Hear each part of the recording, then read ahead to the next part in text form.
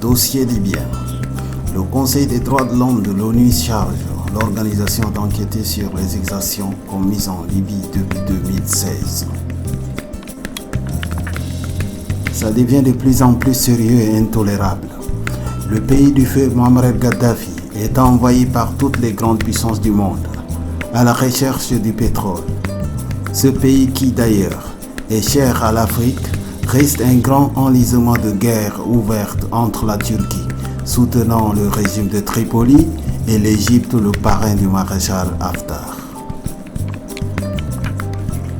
C'est dans le cadre d'apaiser les choses que le Conseil des droits de l'homme de l'ONU a adopté lundi passé une résolution demandant l'envoi en Libye d'une mission d'enquête chargée de documenter toutes les exactions qui ont été commises depuis 2016.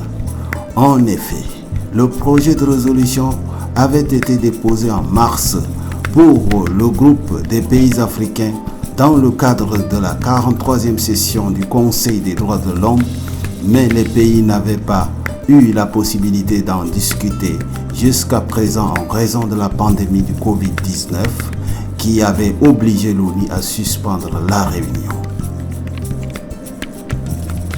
Le texte condamne fermement tous les actes de violence commis en Libye et se déclare préoccupé par les informations faisant état d'actes de torture et autres exactions dans les prisons libyennes, le bombardement des camps de réfugiés africains, et demande à la haut-commissaire de l'ONU aux droits de l'homme, Michelle Bachelet, d'immédiatement mettre sur pied et envoyer en Libye une mission d'enquête.